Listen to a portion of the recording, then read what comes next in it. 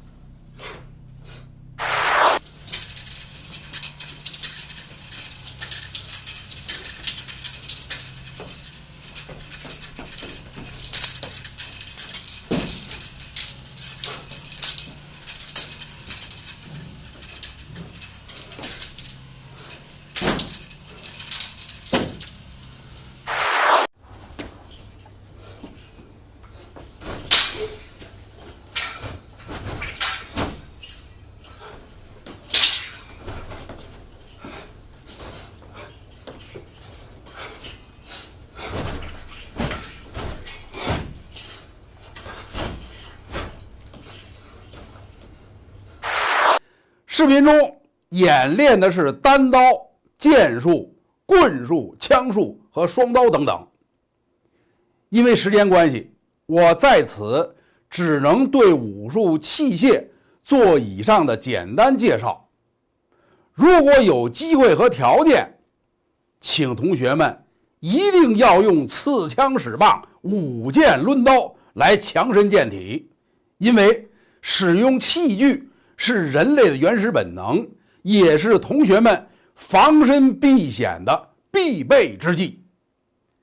根据我自己常年的练习体会，练习武术器械可以得到以下收益。首先说，练习武术器械的3个强身好处。第一，武术器械各种技法的难度和力度大于自然生活中使用器具的程度，因此可以使两臂和双手的运动幅度和力度得到充分的锻炼，保持两臂和双手的肌肉饱满和持重能力。第二，同学们在生活中都有这样的切身体会，用手抓东西一般都准确无误，但是用衣服杆把晾晒的衣服从架子上挑下来，可就不那么准和灵便了。这是因为使用器具的时候削弱了大脑对肢体的精准支配能力，是正常的不利现象。因此，经常的刺枪使棒、舞剑抡刀，可以促进大脑对使用器具的支配精准度，这就等于延展了手臂的功能。第三，如果手指、手腕、肘关节、肩关节受过伤，或有过慢性疼痛等不适，用刺枪使棒、舞剑抡刀来促进手臂肌肉的血液循环，恢复关节的运动幅度，增加整个手臂的力度，是最合适的康复手段。当然，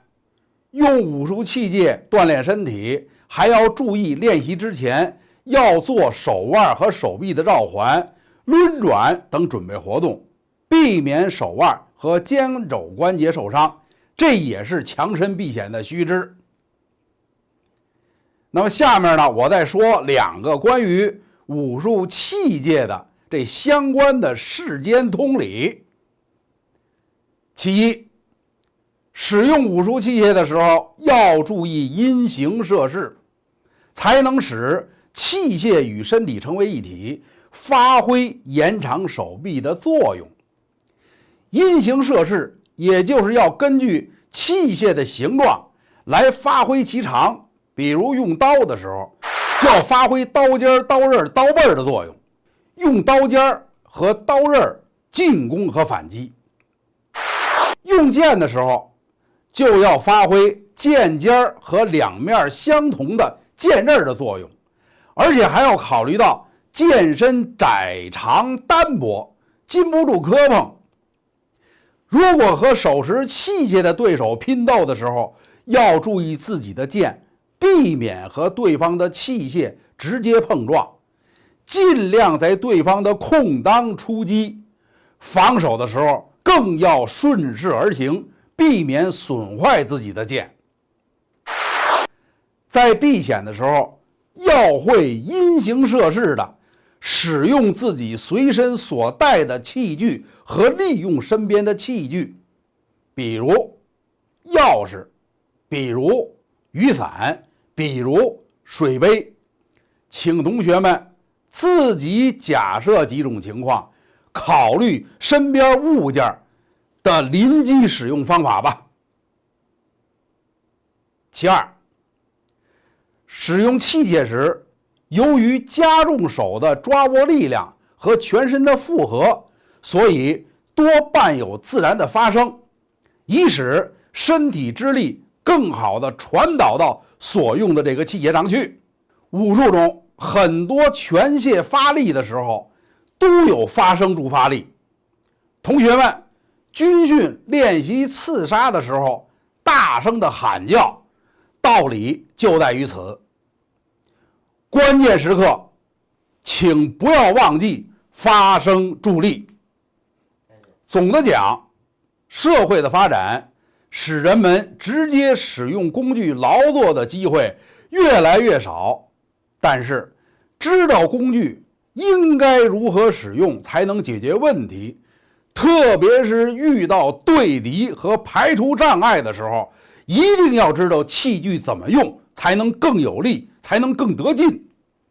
怎么利用器械才能尽快的脱离险境，却是万万不可丧失的生存本能，要经常练习，防止退化。同学们，再见。